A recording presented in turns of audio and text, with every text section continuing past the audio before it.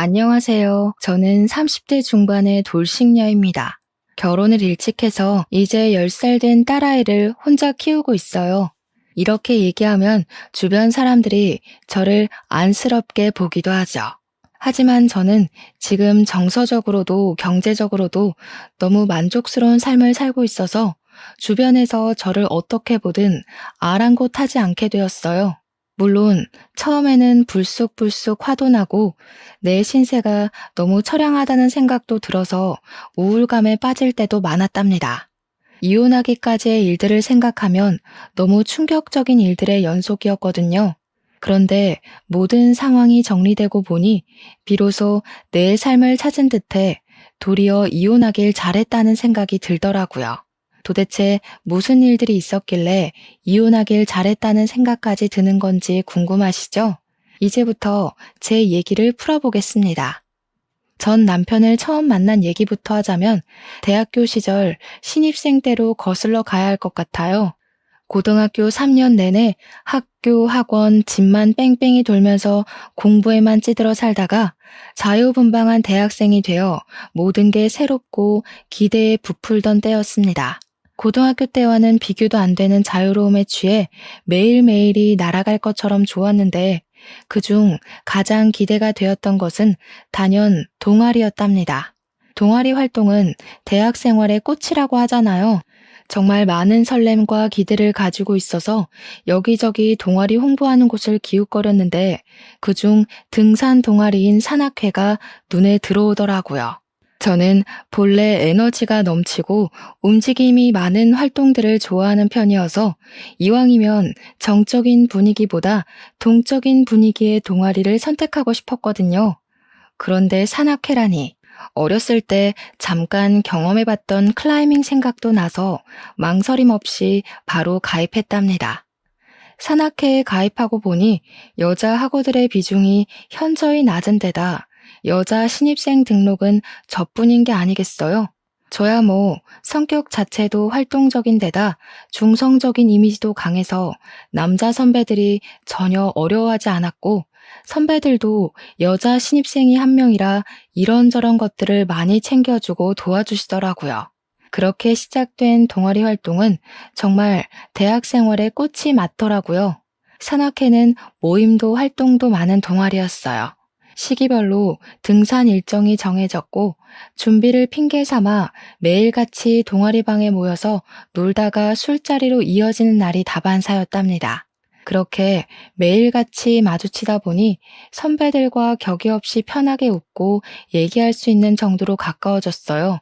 그중에 집이 같은 방향이라는 이유로 술자리가 파하면 매일같이 저를 바래다주는 선배가 있었는데요.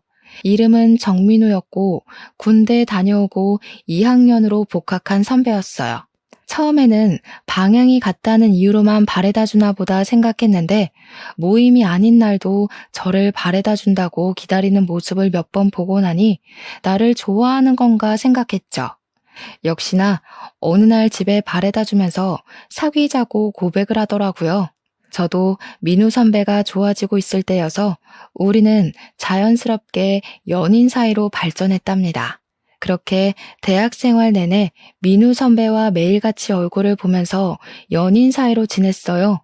어느 연인들처럼 중간중간 싸우면서 헤어지는 시기도 있었지만 곧 허전함을 견디지 못해 다시 만나기를 반복했었네요. 성격적인 부분들은 꽤 잘 맞았던 것 같은데 관심사는 달랐어요. 민우 선배는 성적이나 스펙보다는 남자는 인맥이라며 대외적인 만남이나 모임 등을 신경 쓰는 편이었어요. 반면에 저는 일하는 여성을 동경하며 커리어 우먼으로서의 꿈을 갖고 있었어요. 그래서 학교 생활 내내 학업 성적과 스펙 쌓기를 중요하게 생각했었답니다. 어느덧 3년이 지나고 선배가 먼저 졸업하면서 바로 취업을 했어요.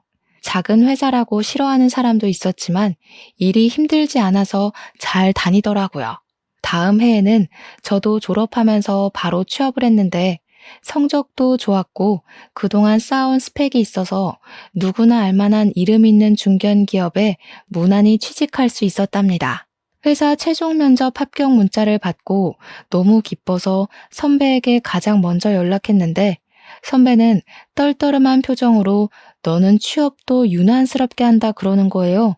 그러면서 적당한 데 들어가지 그런 이름 있는 기업은 사람을 갖고 논다나 어쨌다나 하면서 말도 안 되는 얘기로 투덜거리는데 선배가 회사에서 안 좋은 일이 있었나 보다 하고 가볍게 생각했었네요. 회사 생활은 너무너무 바빴어요. 그래도 좀 적응이 되고 업무가 익숙해지면서 입사 1년 차가 되었을 때는 회사 생활에 재미가 붙더라고요. 물론 민우 선배와도 만남을 유지하고 있었습니다. 학교 다닐 때만큼은 아니지만 오랜 기간 만나면서 서로에게 너무 익숙해져 있었던 탓에 헤어질 생각도 못하고 그냥 편하게 만났던 것 같아요. 그런데 어느 날부터인가 이상하다 싶을 정도로 피곤하고 졸음이 쏟아지더니 속이 안 좋아서 식사를 거르게 되는 날이 점점 잦아졌어요. 그리고 본래 월경 주기가 일정하지 않아서 혹시나 했는데 임신 테스트기를 해보니 역시나 임신이었답니다.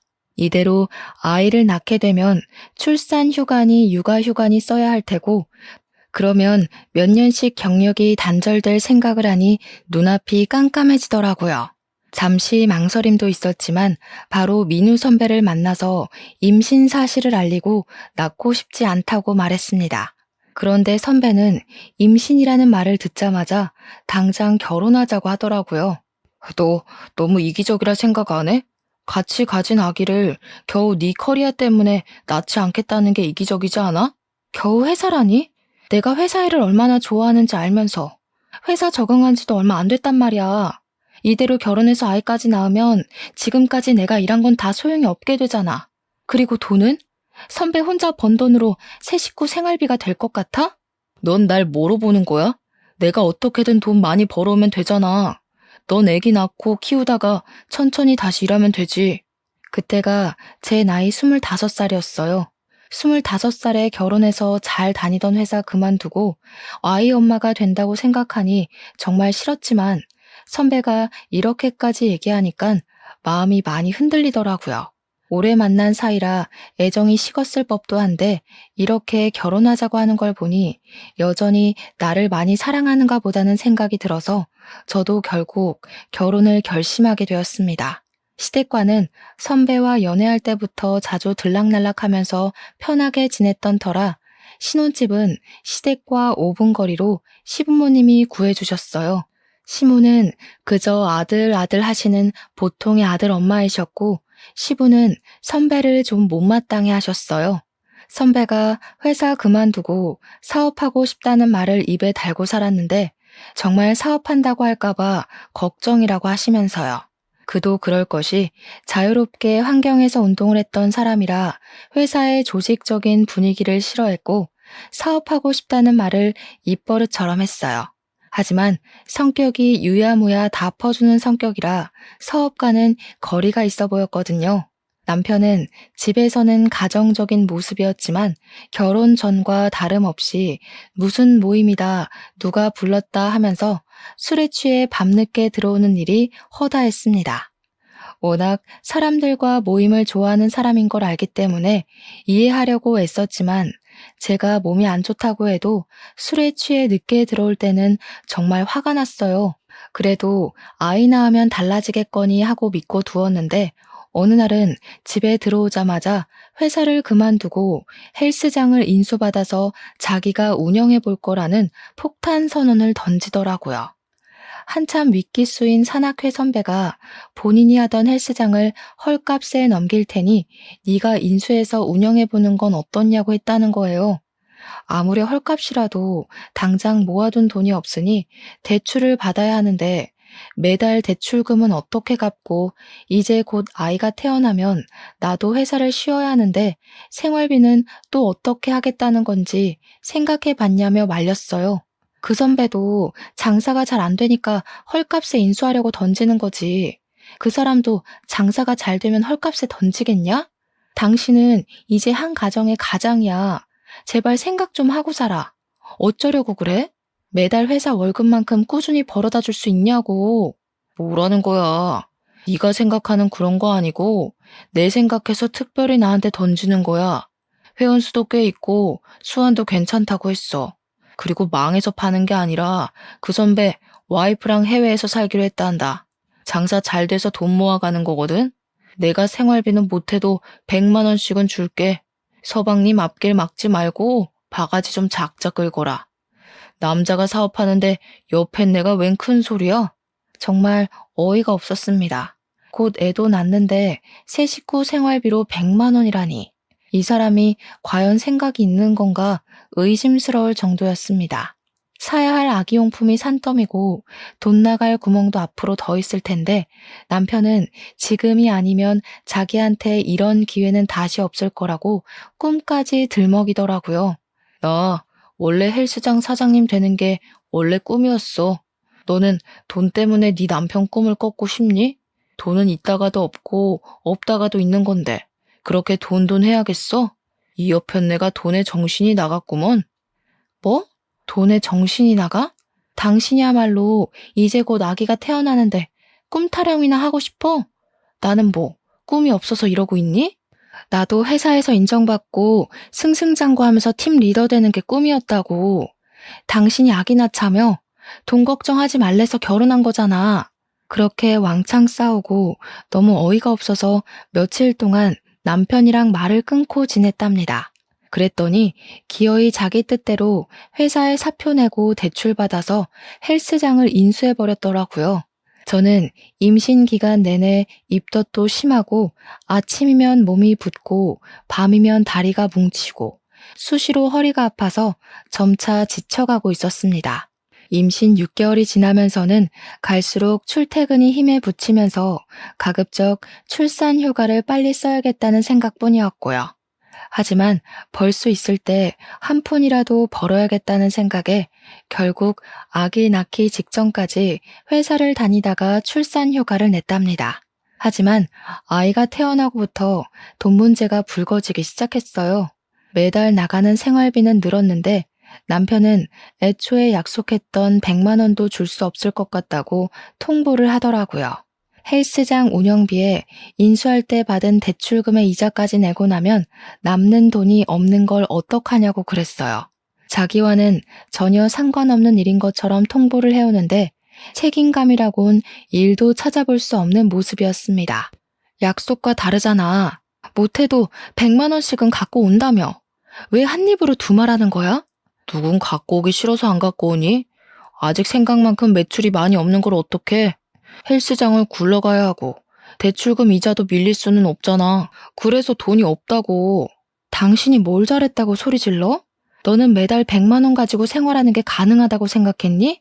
그런데 그마저도 안 갖다 주면 기저귀랑 분유는 어떡하라고. 애를 굶기라는 거야? 무슨 그렇게 무책임한 태도가 다 있어. 우리 엄마한테 사달라고 하면 되지. 바로 옆에 엄마네가 있는데 무슨 걱정이야? 마치 남의 집 일을 얘기하는 것처럼 나 몰라라 하는데 저는 정말 너무 어이가 없었습니다. 이미 시부모님들은 남편 보험금과 저와 제 아이의 보험금까지 대신 내주고 계셨어요. 보험금뿐만 아니라 아기 낳고 몸보신 해야 한다며 비싸게 한약도 지어주시고 돈을 아껴야 된다는 생각에 산후조리를 집에서 하려는 걸 아시곤 출산 비용과 조련 비용도 모두 내주셨어요.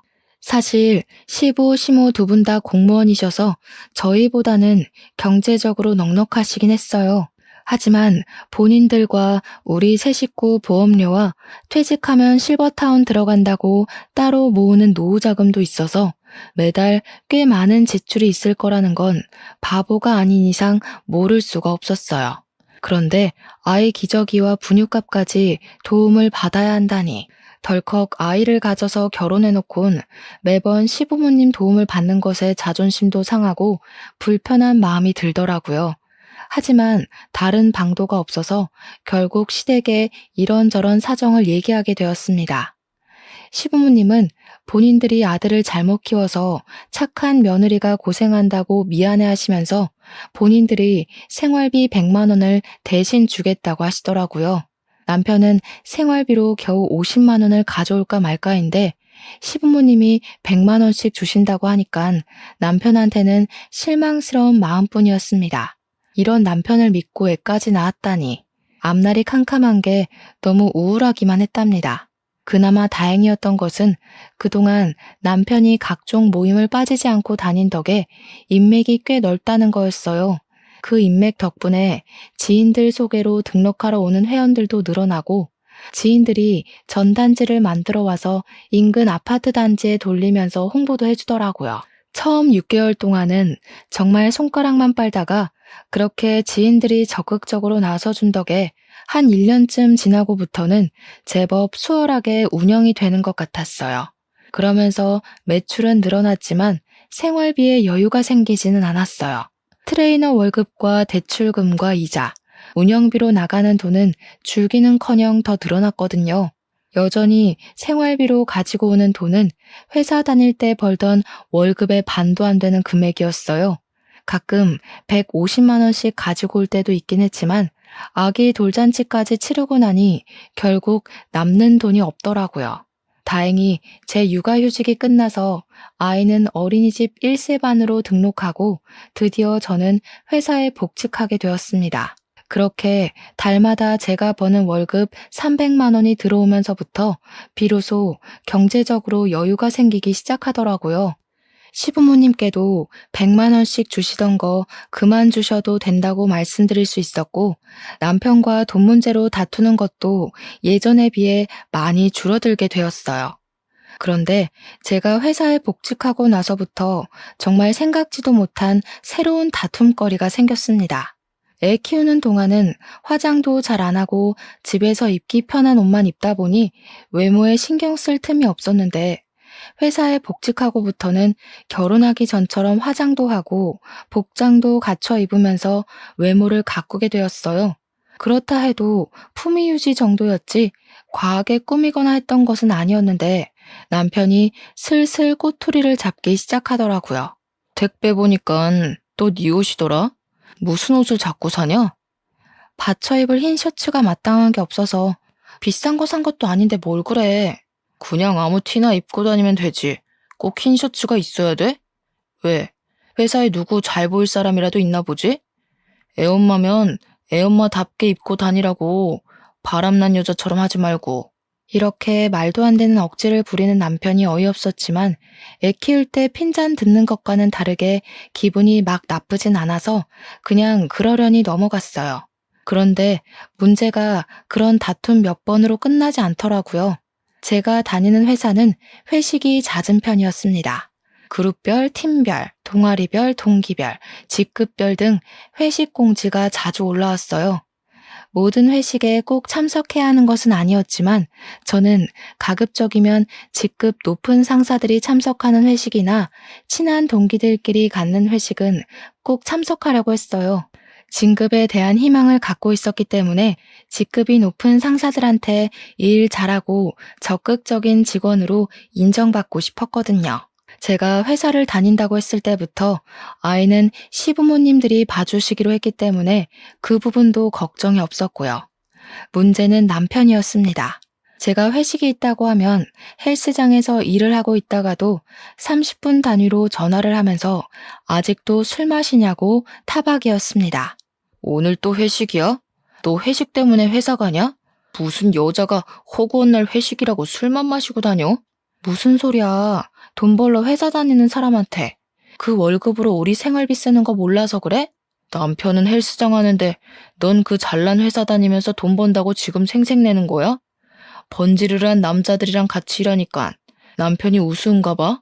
거기 남자들 대기업 다닌다고 겉으론 점잖은 척 똑똑한 척이지 속은 다 쓰레기고 늑대야. 여자들 옆에 앉혀놓고 술 마시려고 회식 그런 거나 하는 거라고. 그런 자리에 꼭 끼고 싶냐? 당장 들어와. 다른 사람들이 다 당신 같은 줄 아나 보지? 당신이 헬스장에 운동하러 오는 여자들 보면서 늑대 같은 생각만 하니까 다른 사람도 다 그렇게 본다고 믿는 거잖아, 지금. 에이씨, 지금 말 다 했어? 그냥 네가 회식을 안 가면 되잖아. 자꾸 그런 식으로 회식을 술 마시고 늦게 오는 자리로만 몰아가고 화를 내니까 나중에는 저도 오기가 생기더라고요. 본인은 결혼 전과 똑같이 모든 모임 다 참석하고 술 마시고 늦게 오는 날이 수두룩하면서 저는 끼케야 회사 회식이나 대학교 선후배 모임 정도만 나갔었거든요. 더욱이 술 취해서 들어온 적도 없었고요. 특히 대학교 선후배 모임은 남편과 같이 참석할 때도 있었는데 한 번은 집에 와서 갑자기 막 화를 내더라고요. 너 아주 실실 웃더라. 다른 남자들이랑 술 마시니까 그렇게 좋디? 너 여기저기 해프게 웃는 게 꼭 술집 여자 같았어. 뭐? 지금 그게 와이프한테 할 소리야? 오랜만에 만나 반가워서 기분 좋게 얘기한 걸 가지고 그렇게 말하는 게 이상한 거 아니야? 당신 진짜 사고 회로에 문제 있는 것 같아. 당신 말대로 거기 선배 후배들이 나를 술집 여자로 봤다는 거니? 당연하지. 회사 다니면서 돈 번다고 유세나 떨고 집에 있는 남편은 개무시하고 다른 남자들이랑 술 마시면 그저 좋아서 해프게 웃는데 그럼 그게 술집 여자지 뭐냐? 남편은 이미 혀가 꼬인 상태였어요. 그렇게 막 화를 내면서 술주정을 하더니 그대로 고꾸라져 버리더라고요.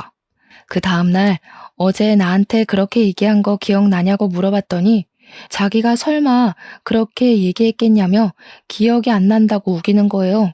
그때 속으로 생각했답니다.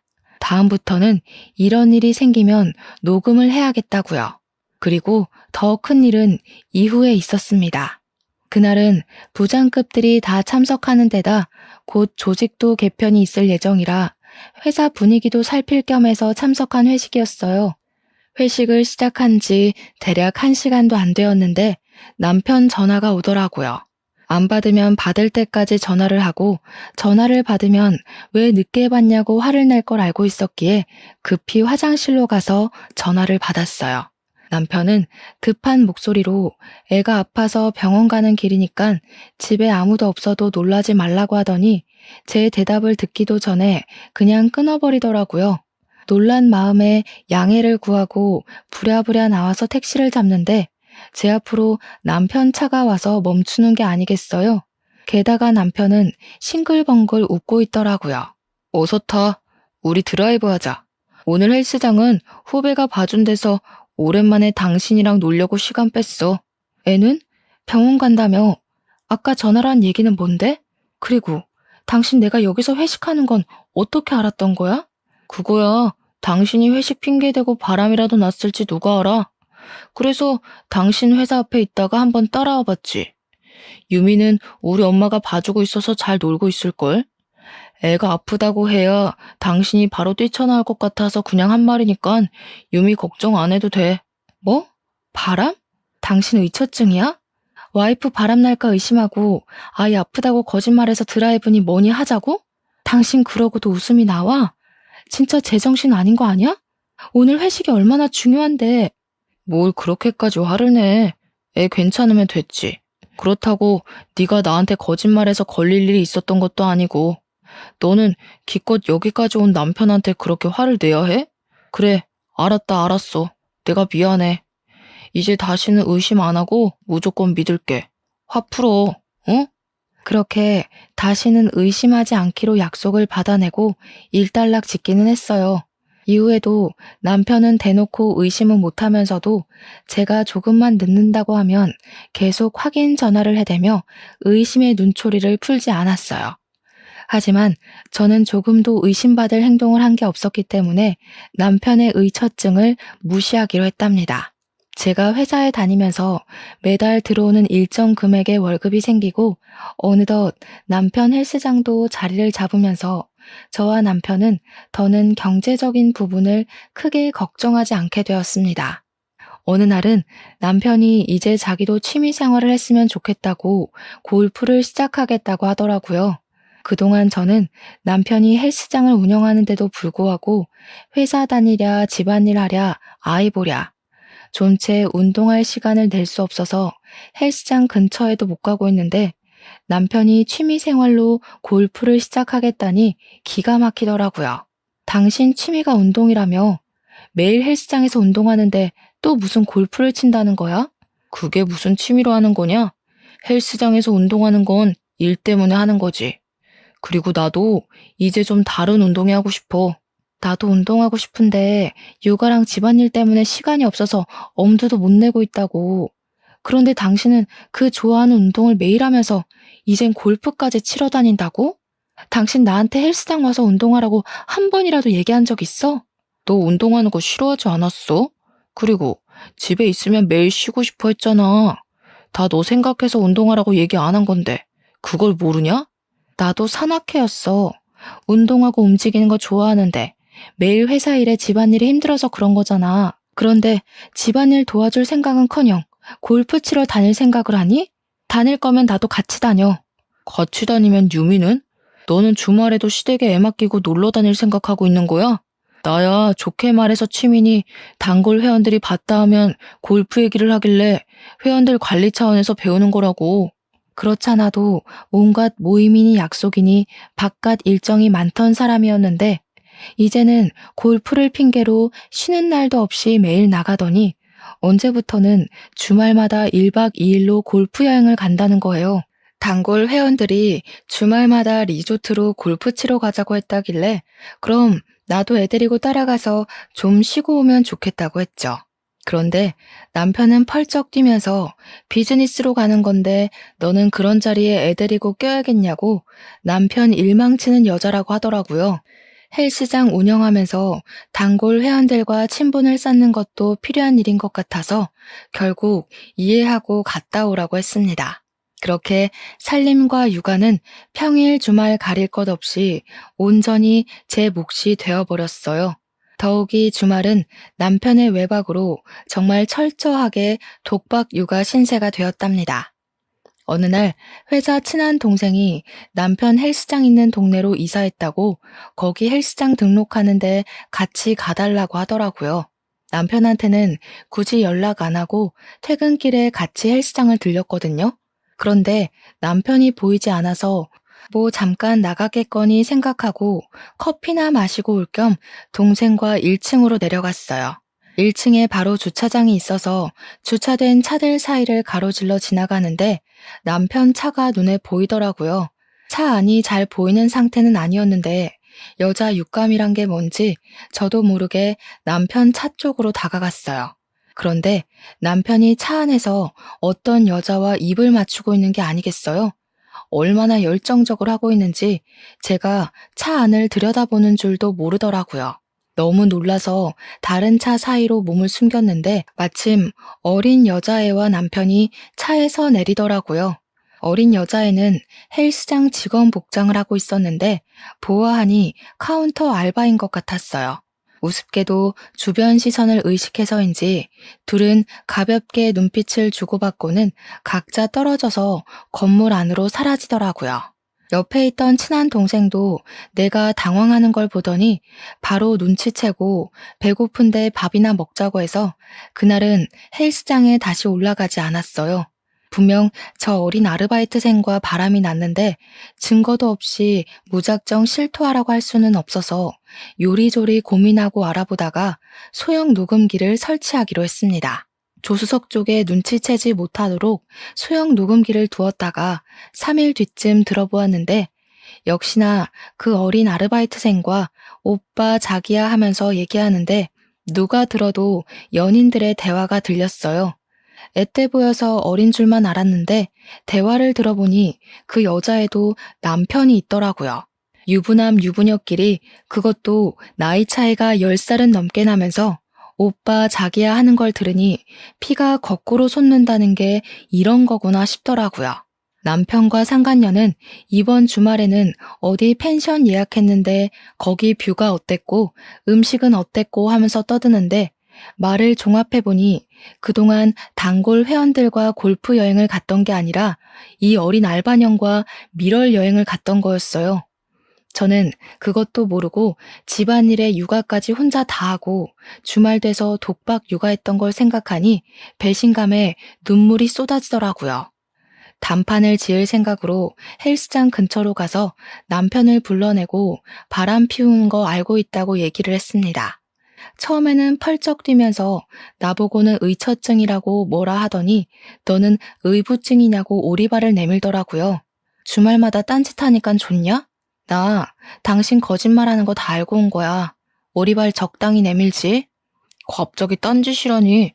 단골 회원들이랑 골프 치러 가는 거 허락해놓고서는 갑자기 사람을 거짓말쟁이로 모는 건 뭐냐? 안 그래도 지금 바빠 죽겠는데 시답지 않은 얘기하려고 불러내기나 하고. 나 헬스장 들어가 봐야 돼. 내 말 아직 안 끝났어. 들어가긴 어딜 들어가? 왜? 그 알바년이 지금 이 순간에도 보고 싶든? 아이고, 참 유별난 사랑이다. 너 바람난 거 다 알고 있다고 말하러 온 거야. 그렇게 어린애랑 바람나서 주말마다 외박이나 하고. 정말 나한테 너무한 거 아니야? 야, 너 의부증이냐? 내가 걔랑 무슨 바람을 피운다고 그래. 헬스장 말아먹을 일 있어? 내가 직원이랑 바람나게. 너나 말 조심해. 실토할 기미 없이 자꾸 오리발을 내밀길래 녹음기를 틀어서 그간 둘이 했던 대화를 들려줬어요. 오빠, 저번 주말에 갔던 곳 침대가 너무 편했는데 이번에도 그런 곳으로 잘 고른 거 맞죠? 나 침대 불편하면 못 자니까 펜션 리뷰랑 이런 것도 잘 체크해야 돼. 알죠? 역시 오빠밖에 없어. 너 침대 불편하면 못 자는 거 알고 내가 항상 스위트룸 뺨치는 곳으로 예약하잖아. 이번에도 마음에 들 거야. 너랑 마실 와인도 완전 고급진 걸로 준비했으니까 기대하라고. 가만 듣고 있던 남편 얼굴이 사색이 되더니 갑자기 녹음기를 집어서 냅다 던지더라고요. 그러면서 도리어 적반하장식으로 저한테 막 화를 내는 거예요. 너 이게 뭐야? 남편 뒤낚이려고 이런 거 몰래 넣어둔 거지? 이 정신 나간 년. 야, 네가 지금 구린 게 있으니까 오히려 날 의심했나 봐. 이제 보니 너 아주 무서운 여자였구나. 둘이 같이 있는 걸 이미 봤는데 증거도 없이 실토하라고 할 수는 없잖아. 당신이야말로 자기가 이러고 다녀서 그동안 나 의심했던 건가 봐? 뭐라고? 그게 그거랑 같아? 남자가 여자 의심할 수도 있고 어쩌다 한번 바람필 수도 있고 그런 거지. 어쩌다 한 번인지 지금까지 여자 갈아치워가면서 바람 피웠는지 내가 어떻게 아니? 어디서 적반하장이야? 여보, 나 걔랑 바람 피우는 그런 관계 아니야. 걔가 어린 나이에 너무 일찍 결혼하고 남편은 뭔 공부를 한다나 그래서 걔가 그렇게 알바 뛰면서 뒷바라지 한다길래 기특해 보였어. 그렇게 고생하는 게 안 돼 보이고 하니까 한두 번 밥 사주고 그랬던 거지. 진짜로 걔랑 그렇게 그런 사이 아니야. 나 걔가 오빠 오빠 하면서 엉겨붙잖아. 자기 나 못 믿어? 그 말을 나보고 믿으라고? 그래서 그게 그렇게 좋았냐?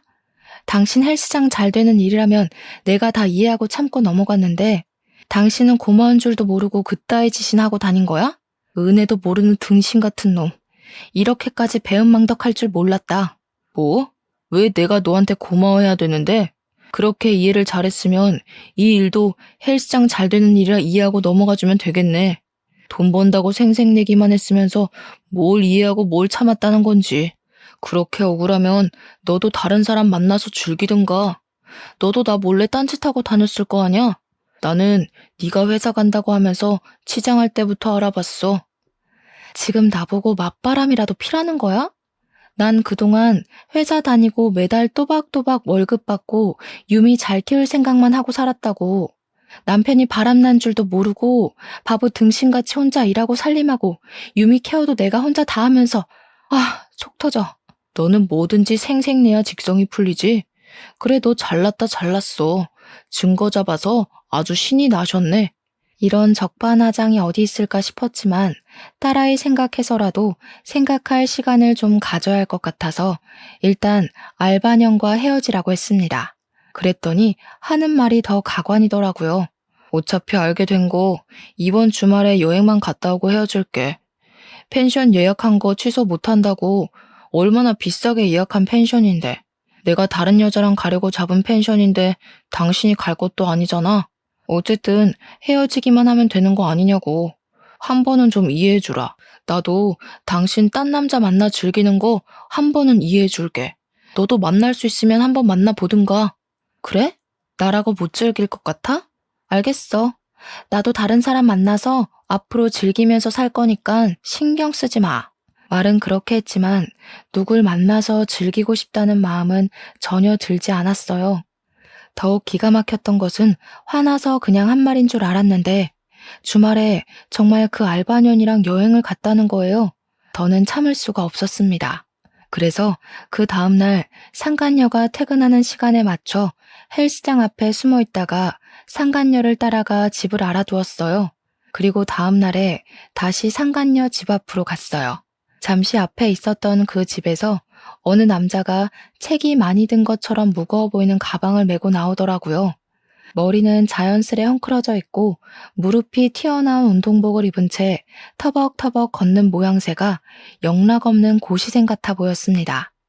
집 앞에서 바로 아는 체를 할 수가 없어서 좀 따라가다가 버스 정류장에서 말을 붙여보았어요. 당신 아내가 일하는 헬스장 사장 아내 되는 사람인데 내 남편과 당신 아내가 바람 피운다고. 직설적으로 얘기했더니 처음에는 저를 정신 나간 여자 보듯이 보는 것 같았어요. 안녕하세요. 저는 이지은이라고 합니다. 당신 아내가 일하고 있는 헬스장의 사장 와이프 되는 사람입니다. 아, 제 아내가 어디 카운터 알바 일을 한다고는 했는데 헬스장인지는 잘 모르겠네요. 그런데 저한테 무슨 볼일이시죠? 단도직입적으로 말씀드릴게요. 제 남편과 당신 아내가 바람이 났어요. 녹음 파일부터 들어보시는 건 어떠세요? 상간녀의 남편은 당황하는 기색을 보이더니 카페로 자리를 옮겨 이야기하자고 했습니다. 그리고 자리에 앉자마자 녹음본을 들려줬어요. 상간녀의 남편의 얼굴빛이 점점 안 좋아지더라고요. 아, 제 아내 목소리가 맞네요. 이 여자 전에도 바람 피운 걸 저한테 걸려서 제가 눈 딱 감고 용서해 준 적이 있었어요. 어쩐지 며칠간 친구 집에서 자고 온다 했더니 전부 거짓말이었나 보군요. 아무튼 그래서 당신은 어떡하실 생각이죠? 저는 이미 남편한테 너무 실망을 해서 이혼 생각 중이에요. 그런데 생각하면 할수록 너무 억울하고 화가 나서요. 그런데 당신도 당신 아내한테 실망이 이만저만이 아니실 것 같은데 굉장히 평안해 보이세요. 사실 이런 일이 또 일어날까 싶어서 예전부터 생각해 두었던 계획이 있었습니다. 맞바람을 피는 거죠. 제 아내도 저와 똑같은 기분을 느끼게 하고 싶었거든요. 우리 둘이 만나는 모습을 보이면 둘이 불같이 화내지 않을까요? 너무 좋은 생각이에요. 저도 제 남편에게 똑같은 기분을 느껴보라고 하고 싶었거든요.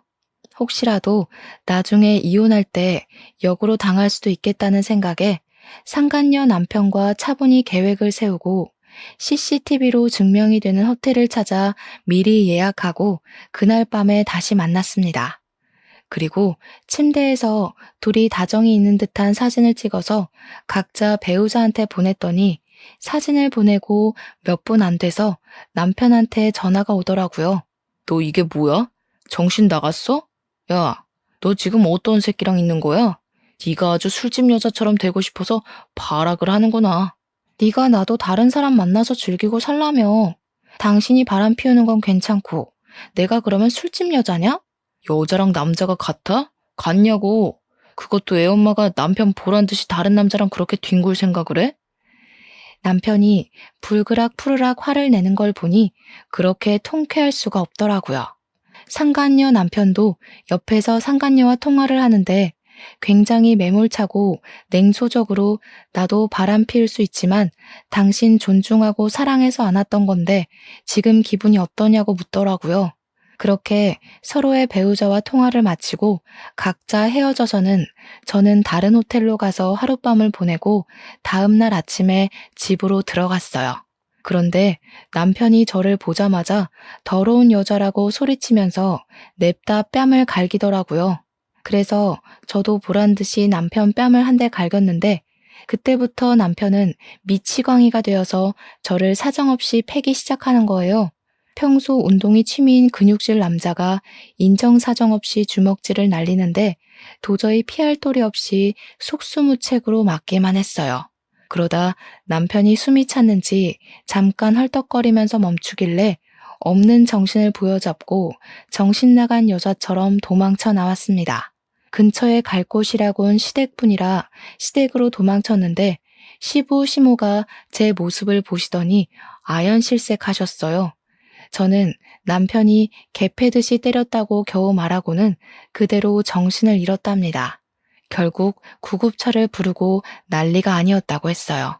정신을 차려보니 치료가 끝난 상태로 병원 침대에 누워있더라고요.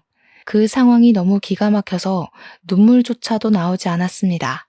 그 일을 계기로 시부모님이 모든 사실을 알게 되셨어요. 제가 폭행당한 모습을 보신 시부모님은 차마 이혼을 말리지도 못하고 그저 우리가 아들을 잘못 키워서 미안하다고만 하셨어요. 회사에는 2주가량의 병가를 냈고 친정 부모님께는 폭행 사실을 빼놓고 남편이 바람피워서 이혼하게 됐다 전화로 말씀드렸는데 친정엄마가 집으로 오겠다는 거예요. 아직 여기저기 멍투성이에 상처도 다 아물지 않았는데 이런 모습을 보고 기겁하실 엄마를 생각하니 그제야 눈물이 나오더라고요. 오신다는 걸 굳고 말리고 바로 일사천리로 이혼 절차를 진행했습니다. 모든 유책 사유가 남편한테 있었기 때문에 위자료의 양육권과 양육비까지 넉넉하게 받아서 이혼 서류에 도장을 찍을 수 있었어요. 그렇게 이혼 절차가 마무리되었지만 그날 폭력당한 기억이 쉽게 잊히지는 않았습니다. 억울하고 분한 마음에 불면증도 생기고 모든 생활이 엉망이 되면서 이대로는 안 되겠다 싶은 생각이 들더라고요. 그래서 두어 달 뒤 사람들이 가장 많이 운동하는 피크타임의 헬스장을 찾아갔습니다. 전 남편이 운동하는 사람들을 봐주다가 저를 보고는 눈이 휘둥그레져서 다가오려고 하더라고요. 저는 곧장 머리를 감싸쥐고 주저앉은 채 벌벌 떨면서 큰 소리로 울기 시작했습니다. 때리지 마세요. 때리지 마세요. 제발 때리지 마세요. 당신이 바람 피워서 그래서 그런 거였다고요. 야, 너 지금 여기서 뭐 하는 거야? 다 끝난 일 가지고 여기서 왜 이러는 건데? 여기 헬스장이라고, 내가 일하는 헬스장. 때리지 마세요. 때리지 마세요. 밤마다 당신이 꿈에 나와서 그날처럼 나를 때리고 짓밟고 있어요. 매일 밤마다 그날의 악몽을 꾼다고요. 제발 때리지 마세요. 제가 이렇게 빌게요. 제발요. 전 남편은 어쩔 줄 몰라 하며 말리기 위해 서둘러 다가오는데 옆에서 운동하다가 이 상황을 그대로 보고 있던 건장한 남자 두어 명이 남편 앞을 막아서더라고요. 그리고 위협적인 자세를 취하며 저를 때리지 못하게 막아주었습니다. 아니, 오해예요, 오해. 지금 저 여자가 쇼하는 거라고요. 나 물 먹이려고 쇼하는 거잖아요, 지금. 제발 때리지만 마세요. 제가 하란 대로 다 할게요. 당신이 때리고 나면 숨쉬기가 힘들어요. 이렇게 부탁해요. 다른 운동하던 사람들도 웬 여자가 갑자기 때리지 말라면서 큰 소리로 울고 불고 애원하니까 무슨 일인가 싶어 관심을 보이다가 상황 파악이 되면서부터는 전 남편을 향해 욕을 하더라고요. 그렇게 헬스장 회원들에게 전 남편은 아내에게 폭력을 행사한 파렴치한이 되어버렸어요. 거기다 전에 헬스장 운영했던 선배가 학교 동문회에도 전 남편 얘기를 한 모양이더라고요. 아는 선배와 후배들한테서 괜찮냐고 묻는 안부 연락이 몇 차례 와서 알게 되었네요. 헬스장은 바람 피운 폭력 남편이 사장이라는 소문이 퍼지면서 있던 회원들도 다 떨어져 나가고 결국 빚만 떠안고 문을 닫았다고 들었어요. 학교 선후배 사이에서도 남편은 상종 못할 인간으로 낙인이 찍혀서 그 많던 인맥이 다 끊어져 버렸다고 해요. 이혼 소송이 마무리되고 헬스장을 찾아가 그렇게 한바탕 울고 났더니 억울하고 분한 마음이 조금은 풀리더라고요. 그러다 문득 상간녀 남편도 이혼하고 잘 정리되었는지 궁금해져서 오랜만에 상간녀 남편을 만났어요. 제가 폭력 당한 얘기를 듣고는 본인이 그런 제안을 해서 그렇게 되신 것 같다고 죄송하다고 하더라고요.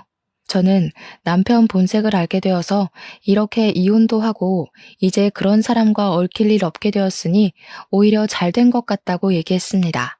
상간녀 남편은 여자가 이혼만은 하지 말아달라고 싹싹 비는 통에 아직 이혼 소송 중이라고 하더라고요. 그 사람이 돈으로 꼬셨다고? 돈 많은 사람이 꼬시는데 한 번 넘어간 걸로 내가 뭘 그렇게 잘못했냐고. 네가 돈이 많았으면 내가 넘어갔겠냐고. 그러면서 이혼만은 절대 못한다고 우기잖아요. 저를 좋아해서 그런 거면 안쓰럽기라도 하지. 정말 좋아했던 게 아니라는 건가요? 바람 피운 걸로 봐서는 좋아했다고 하기도 염치 없겠지만요. 제가 사법고시 패스해서 검사 마누라로 살아보는 게 그 사람 소원이었는데 사실 이 일 터지기 전에 사법고시 1차 붙고 2차 준비 중이었거든요. 고지에 다다른 거였는데 그새를 못 참고 바람을 저지른 거죠. 지금은 3차까지 다 붙고 첫 발령을 기다리는 중이에요.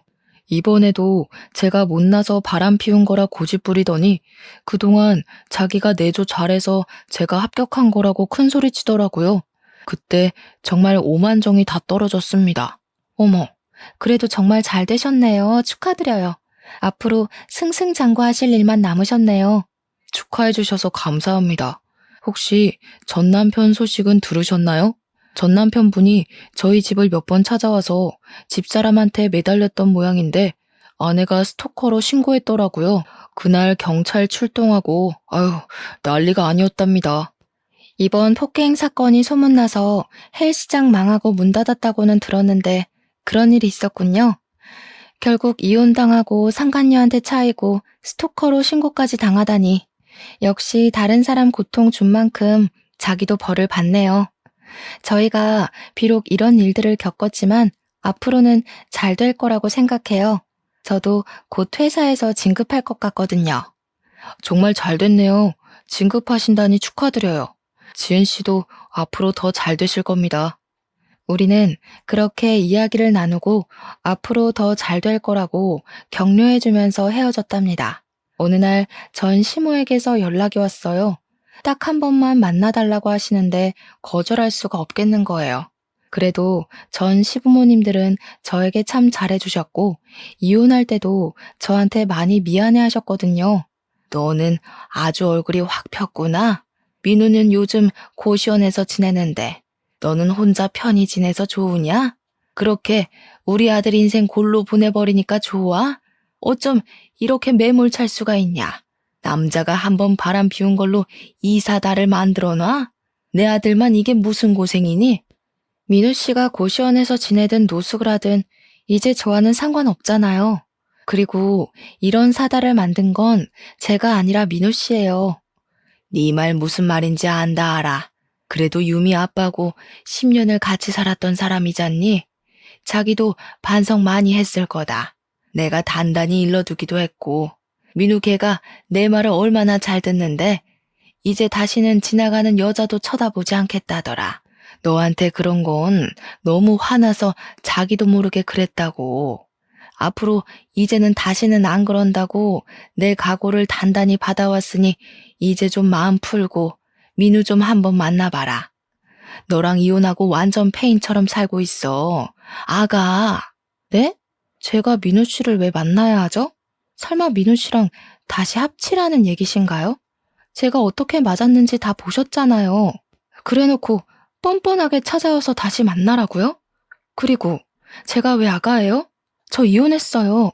그거야 이제 지나간 일이잖니. 네가 민우와 다시 합친다고 하면 네 시아버지도 마음 풀고 다시 받아줄 거다. 그동안 같이 산 세월이 있는데 그만한 일로 애 이만큼 힘들었으면 됐지. 그리고 네가 싫다고 유미 아빠 없이 키울 거니? 애 엄마가 돼서 자식 생각도 해야지. 유미 생각해서라도 합치는 게 맞는다고 본다 난. 얼른 민우랑 재혼해라. 어머님, 그만한 일이라뇨? 그리고 그런 아빠는 차라리 없는 게 나아요. 다시는 저 찾아올 생각하지도 마세요. 민우 씨나 당신이나 정말 상종을 못할 인간들이었어. 그리고 이제 저한테 당신은 그냥 아줌마예요. 그렇게 자리를 박차고 나오는데 이런 사람인 줄을 모르고 10년을 정주고 살았다는 게 억울하면서도 이제 정말 끝이라는 생각에 홀가분하더라고요. 그 이후로 이 이혼하길 정말 잘했다는 생각을 늘 하면서 지낸답니다. 지금은 작은 아파트 하나 얻어서 딸아이와 둘이 오붓하게 살고 있어요. 다니는 회사가 복지 혜택이 좋은 곳인데다 능력을 인정받아 승진도 하고 연봉도 오르면서 경제적으로도 여유가 생기다 보니 혼자 아이를 키우는데도 힘든 상황들은 거의 없답니다. 딸아이도 10살이 넘어서부터는 제법 의젓하게 저를 이해하고 도와주려고 해서 마음의 안정을 찾는데도 큰 의지가 되어 주었고요. 요즘은 회사 일을 마치고 집에 들어가서 딸아이와 도란도란 시간을 보내다 보면 이런 게 행복이구나 싶고 비로소 제 자신을 찾은 듯해서 매일매일이 만족스럽답니다. 아무튼 파란만장했던 저의 이혼 스토리 들어주셔서 감사합니다. 행복한 하루 되세요.